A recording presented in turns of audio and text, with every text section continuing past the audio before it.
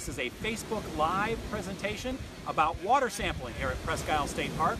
I'm with Chelsea Erickson from the Erie County Department of Health, and we are at Beach 6 here at Presque Isle State Park. We're going to talk with Chelsea a little bit about why they take water samples here at several locations at the peninsula, also at some other locations along the Erie County shoreline. First of all, welcome, Chelsea. Good to see you. Good to see you. First question is pretty much, why does the Department of Health, in conjunction with DCNR, collect water samples along Presque Isle State Park beaches? Well, one of the reasons we do it is for public health. We're looking for specific bacteria in the water to advise people that if they have any illnesses, are sick, infirm, young, maybe have open cuts or sores, that they may want to think twice about swimming in the water because they may get sick. One of the other reasons is it's actually required by the federal government and the state government to, public health is one of the main reasons why we're testing the waters. So because unlike folks' swimming pools, this water is not treated with chloride or anything like chlorine or anything like that. No. This is natural lake water. So the levels of bacteria, and specifically what bacteria are you testing for? We're testing for E. coli. It's a specific bacteria that we're testing for. And it is known as it's a marker bacteria, isn't it? Right, it's a marker bacteria, and what happens is that it can happen in conjunction with some other bacteria that may cause some other illnesses. So we look at that marker bacteria. We used to test for fecal coliform, but they made the determinations through various studies that it wasn't as effective for us to see in there. So E. coli was the one that they decided that it was the most effective as a marker for other bacteria. So it not only tells you how much E. coli is in the water, which can cause problems with humans, it also is an indicator that there are other bacteria that also can cause problems. Correct. What are the health problems if someone is to swim in water or ingest water that has high bacteria levels? What are some of the illnesses that can cause? Some of the most common illnesses that most people are aware of is gastrointestinal issues. Diarrhea, vomiting are the most common ones, but in children, especially younger children, it can create other issues that could eventually lead to kidney failure where they have to have short-term dialysis. So for younger children, high numbers of E. coli can be very dangerous. Okay. Now the bacteria levels can fluctuate greatly, and we've seen that over the years with all the testing that's been done on the waters here at Presque Isle. What are some of the reasons why the bacteria levels fluctuate so much and why advisories have to be posted? E. coli levels can fluctuate for a great many reasons. Increased usage by the public, just because we naturally slough off some E. coli. More people are actually swimming in the lake? More people swimming in the lake. The other one could be runoff from streams to the west of us. General runoff for just like pavement and things like that. Birds go to the bathroom, and water and rain will wash that off into streams, which then run off into the lake. Higher wave action could cause that, just because it's stirring up sediment, and sometimes that E. coli may stay in that sediment. So higher wave action, stronger winds may cause those as well. So there's a few different variables that could cause that fluctuation. And the trend that we've seen is that after a rain, like we had quite a bit of rain last night, we tend to see higher bacteria levels at Beach 1, I believe Beach 1 West. Yeah. Tell me what happens. So it rains, a lot of the runoff goes to the creeks that are located just west of the peninsula, correct? And then take me through what happens. What happens with that runoff and how does it end up? So the runoff, it may take a day or two to reach the peninsula. What would happen is it would hit those first couple beaches first, just because of the way the longshore currents are.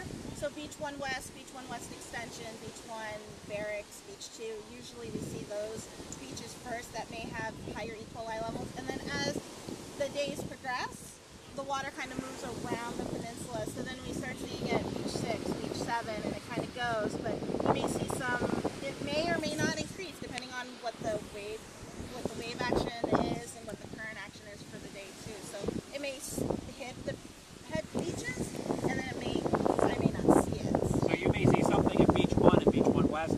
You may not see it here at Beach 6. Yeah.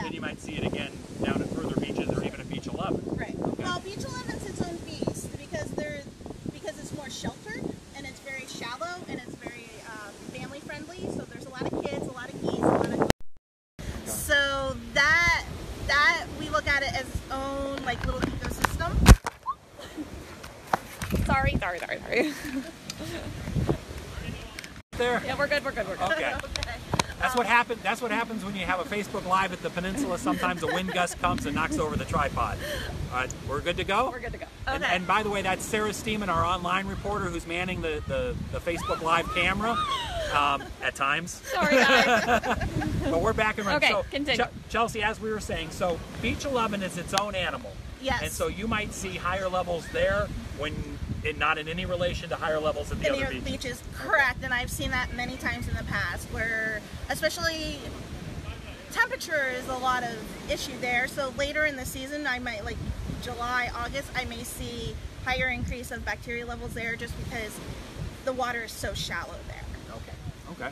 Now let's talk about the difference. And I know this is a sticking point. This has been the subject of a lot of talks between folks in our newsroom and folks with the state park here with DCNR. Beaches are never closed. The advisories can be as strict as swimming is restricted. But let's Right. go through the different levels. Okay. Obviously, the best level is We're open. Right.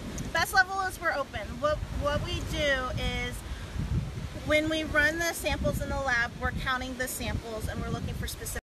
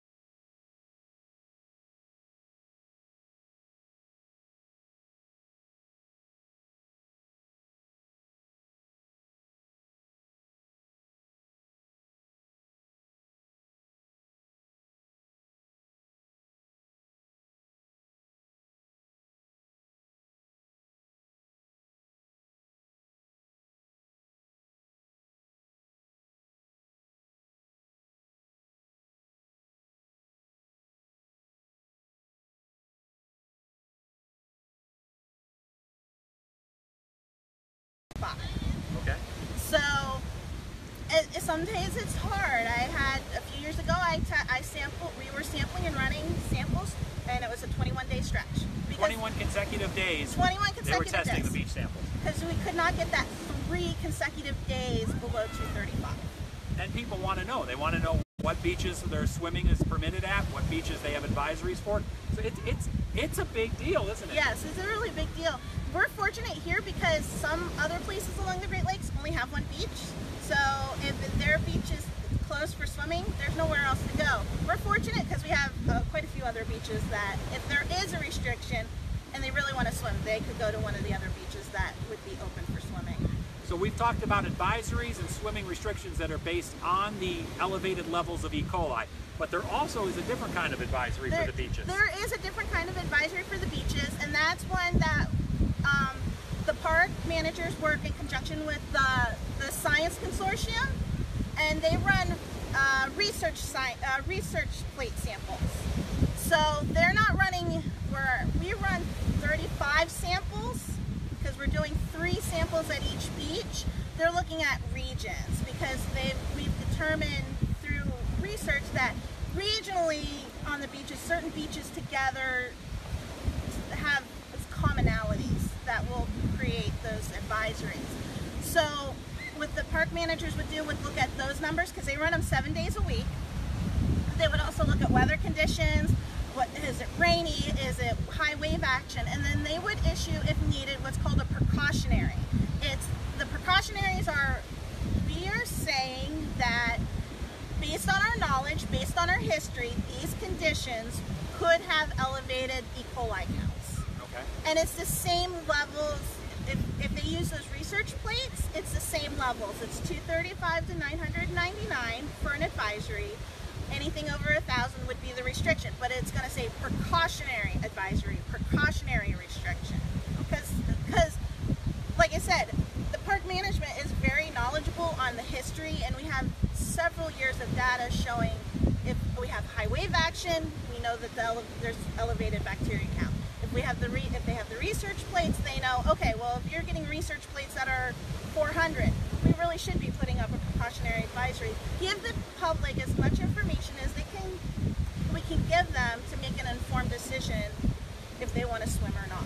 Excellent. Well, what we'd like to do now is demonstrate what it's like to gather a water sample from the water. We have Alex Paulette, who is an intern with the Department of Conservation and Natural Resources. Did I get that right? Yep. Excellent. She works with the health department, and she is actually one of the interns. She's a Gannon University student, and she's actually going to show us how she gathers samples here at Beach 6. So Alex, come on around. This is Alex, everybody. Hi. So we're going to talk about, do you need any of the equipment with you? Yep, I have it all right here in our pouch. Okay. So we're going to walk. You already got them? Yep, I got So them. we're going to walk to the lake. We usually do it in front of one of the lifeguard stations. Yep, those are our markers so we can stay consistent with our sampling and that we have more of a consistent group of data we can work off of. Excellent. So you go in front of the lifeguard stations because that's a good place that it stays in the same spot. Correct. And then tell me, do you usually collect from the top or the bottom of the water? What we like to do is typically we would go into the water about waist deep. It's a good reference point. And then we take one of the bottles, we do 2. We take a sample to test for the E. coli, and we take a sample to test for temperature because our temperature is also very important and it's dependent on the E. coli growth. I go about waist deep. I'm gonna go about elbow deep into the water column, unscrew the cap, let it fill up, and then screw it right back on. Simple as that. All right, excellent. Go to it. Alrighty. So Alex does this, or another intern with DCNR does this about twice a week. If there are no advisories, they do this on Sunday and they do this on Monday. And they don't do it just here at Beach 6, but at every guarded beach at Presque Isle and also at Freeport Beach in Northeast. And so she is taking these samples, and she's also one of the interns who will test these samples back at the Erie County Department of Health. So they'll get results from these samples usually within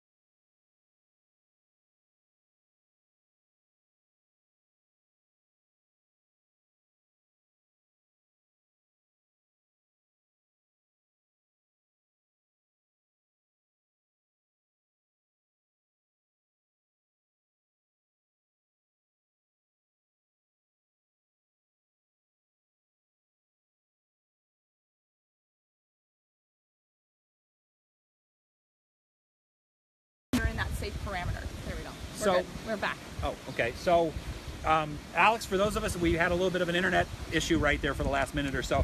Alex has gathered the sample, and again, if you can just explain to us, you take it back to the Erie County Department of Health, you run some tests on it. Yep. How soon, from the time you collect it, how soon will you have results? In about 22 hours, we typically do. Okay. That's incredible. So what you test today, people will know the results tomorrow. Correct. Yes. Oh, excellent. Well, thank you very much for Thank you. showing us that. We're going to talk with Chelsea a little bit. So we've talked about testing for bacteria.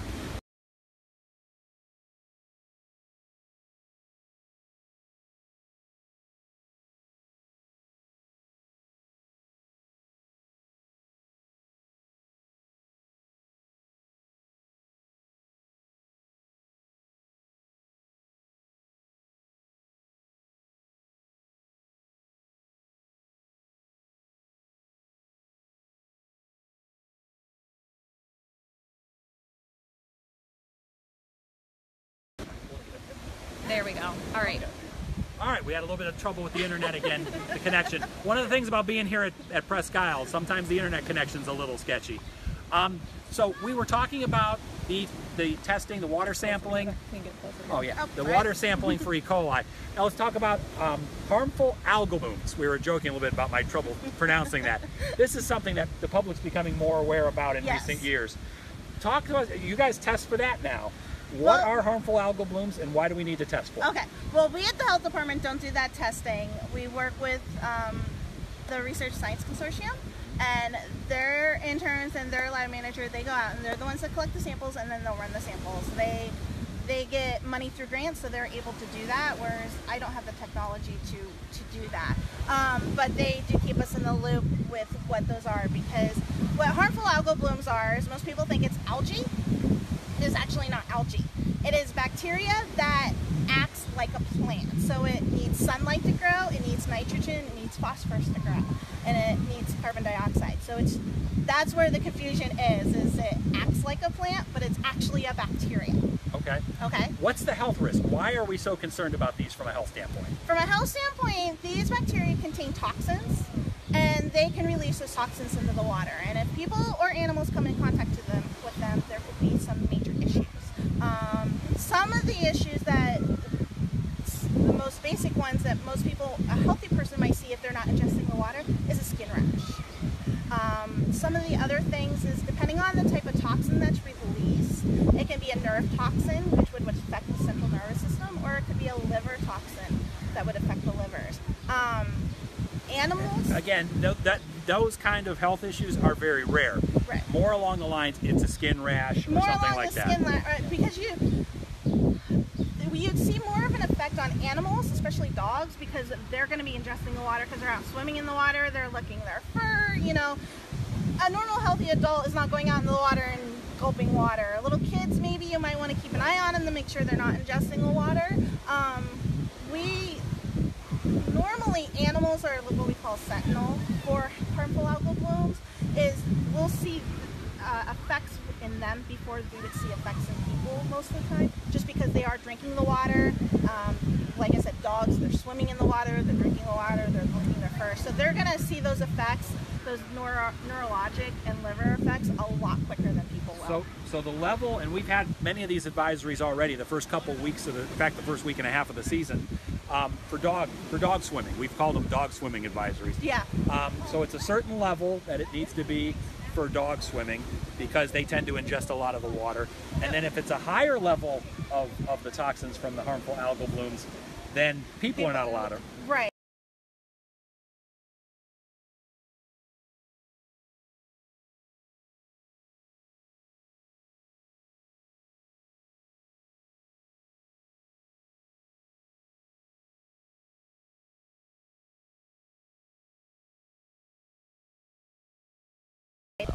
There we go. Okay. Okay. We're back. So you test for places, and welcome back. We had another glitch with the internet. You test in different spots for the the Regional Science Consortium tests in different spots for the harmful algal blooms. Where are some of the places that are tested for that? There's several locations along the beaches. on the lake side. So they'll test those zones. Again, like I said, they do those research bacteria samples. They'll also collect harmful algal bloom samples at that location. Since it is recreation, we want to make sure that the public's safe in that instance. There's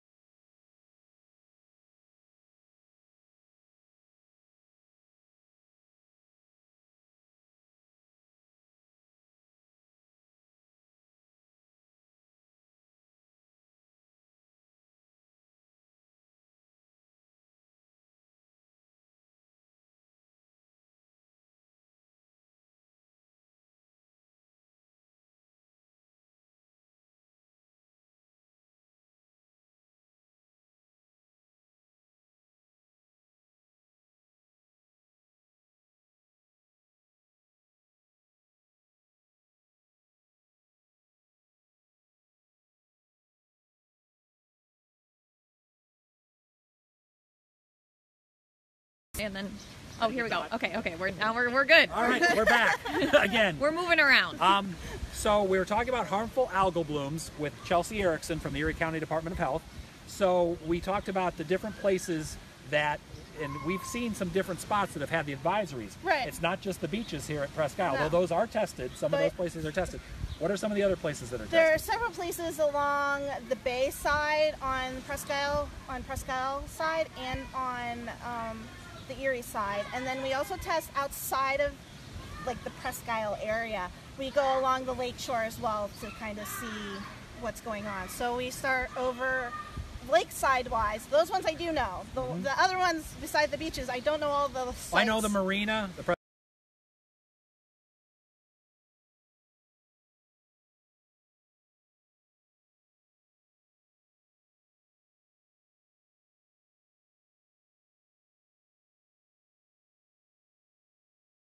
Oh, here we go. Okay. Okay. All right, we moved a little and now we're back. So there are various spots. One of the new things that has gone on is, and I alluded to this a little bit earlier, is there's now an interactive map that is on the Erie County Department of Health's website and the Regional Science Consortium's website that shows what beaches, what the bacterial levels are at the beaches, Yep. and if there are any advisories for harmful algal blooms. Right. What's the benefit for folks to be able to see that in almost real time?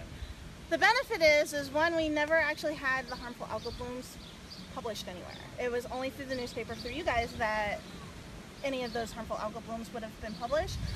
For the E. coli and the map, what we had on our website before was a grid, and it was a date, and it's kind of it was a checker, an X. It wasn't real user-friendly. It definitely was not mobile user-friendly because I could never get it to pull up on my phone or my tablet. So I worked with our partners to create an interactive Google map. Since everybody who has a mobile device has Google Maps. Very easy to use. Very easy to use. It's color-coded. It brings, and I don't have my paperwork, or otherwise I would show you kind of what it looks like. But it's color-coded. Green is open. Yellow is an advisory. R is a restriction for the beaches.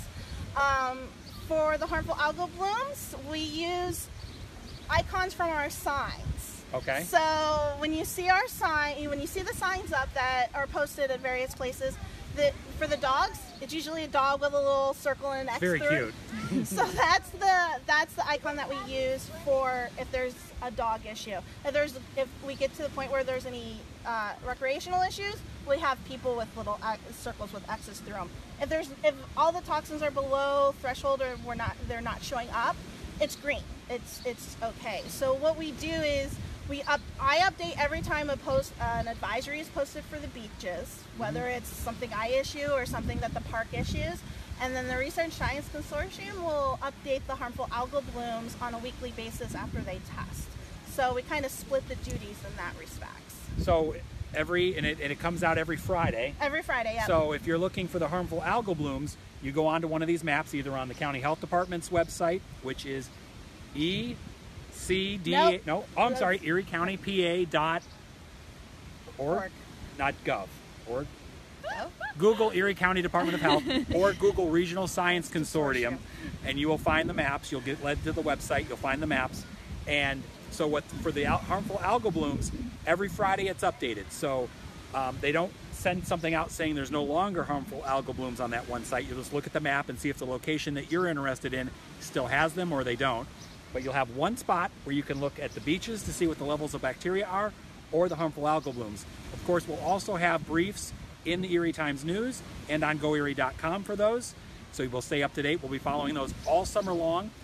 This sounds like a much more user-friendly way to see how safe the water is for you and your pet, isn't it? It is such a it's so much better than what we were using before. Like I said, it's very user-friendly. Everybody has Google Maps. So that's the really nice thing about it. And the way that we worked it is that it's date updated. So you're going to see the date it was last updated. So if it hasn't been updated for a couple days, like the harmful algal blooms won't be updated for a couple days, but you know it's updated on Fridays. For beaches, if it hasn't been updated, we haven't had the need to update that information. So if it says that it's open, there hasn't been a need to change that open. So it's got a little bit more information without being too busy, but it's the color coding and the ease of use. I mean, even on a laptop, it's so much easier.